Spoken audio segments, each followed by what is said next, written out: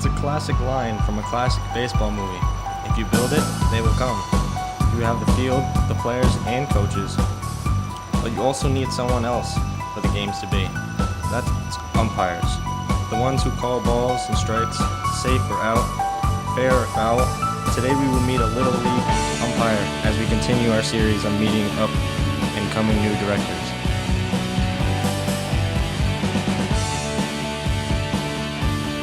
The Humanities Mass Communications Department at Norwalk Community College presents The New Directors, the show that introduces you to television's future writers, directors, and personalities. And now, join our host, Lauren Bixby.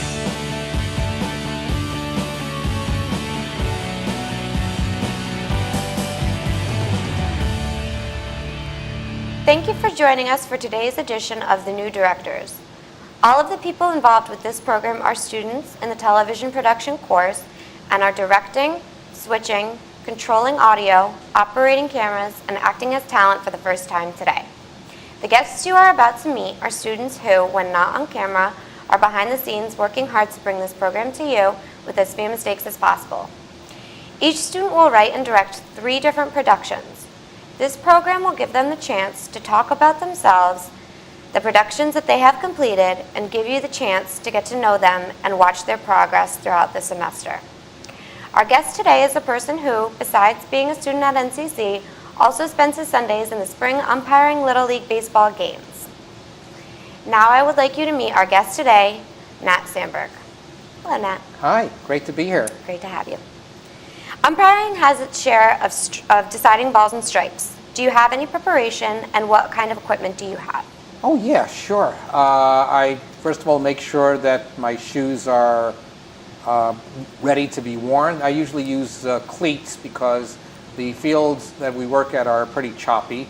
Also, I try to spend time reviewing the rules, because sometimes some interesting situations come up, beyond ball strikes, fair, foul, safe, out. That is my umpire plaque for Umpire of the Year back in 2011. I'm really, really proud of that sterling achievement. The equipment, you have the ball strike indicator, as we're showing now. It will tell you, it will allow me to keep track of strikes, balls, innings, and outs. That is a brush that we use periodically to clean off home plate, because in the course of a game it gets covered over with mud and dirt, and it's perched atop one of my 2 chest protectors. Depending on conditions, how hot the day is or how cool, I'll wear one of those 2, but definitely you wear one of those.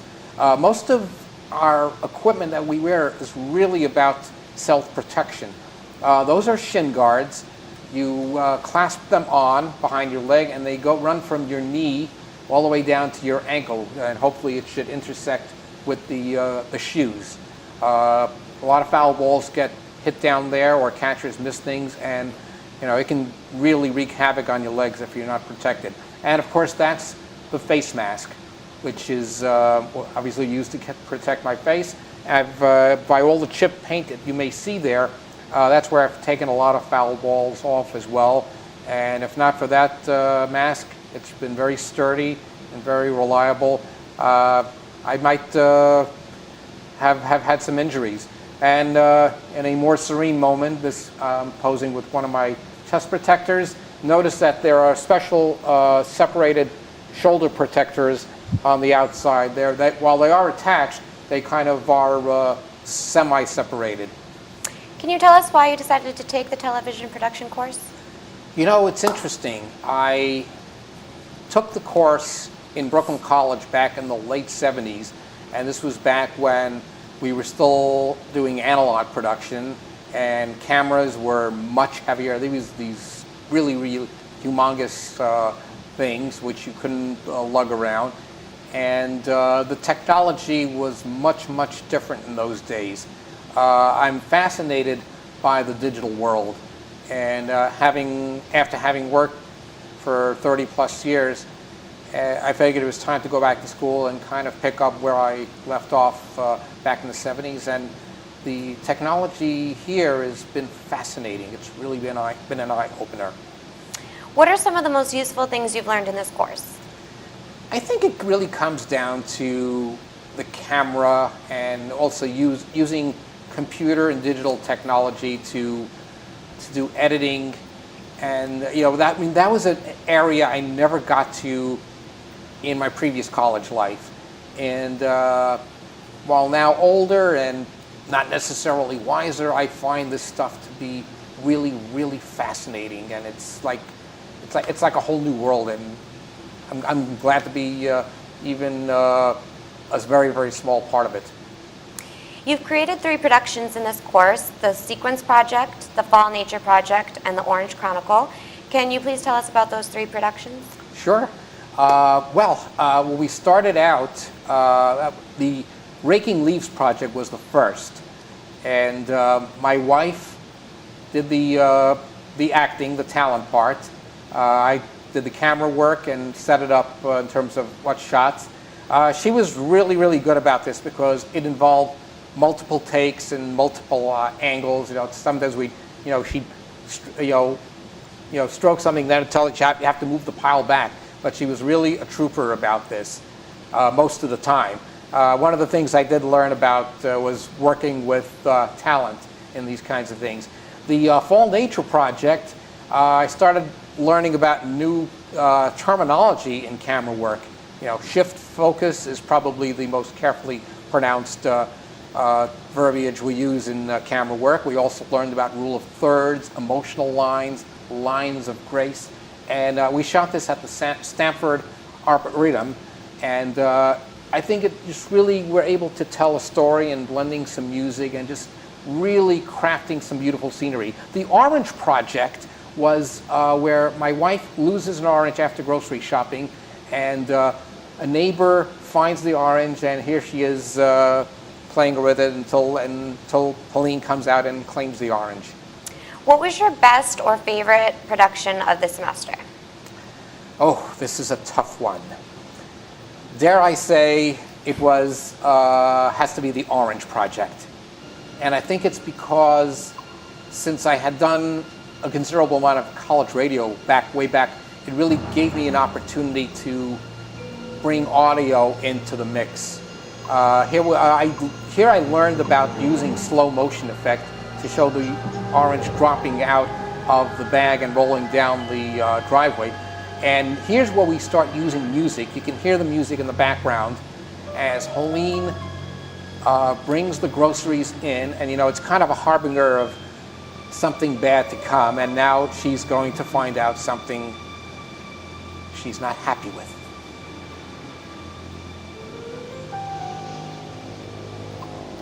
And the music really propels the story. I think it really brings out the pain, the distraughtness. And I think that's what I really had a great time mixing the audio and the video, and just using audio to tell a visual story. So what did you take away from this course, and how do you plan to use it in the future? I'm thinking of several options. I'm thinking perhaps to work on some video projects for parochial schools. I think parochial school students would just as well relate to things visual as well as text. So I think that is really an untapped market, and perhaps I could get into that.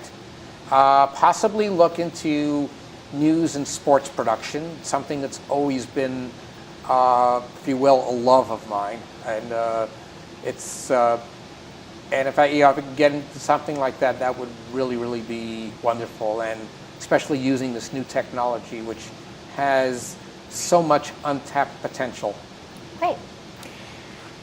Today we got to meet someone who has had a sense of what springtime is about for many kids who may be tomorrow's boys and girls of summer. I would like to thank our guest, Nat Sandberg. Thank you, Nat. Thank you so much. Thanks for having us. We hoped that you enjoyed meeting one of television's future directors, and we hope you will continue to join us each week to watch our progress. Thank you and good day.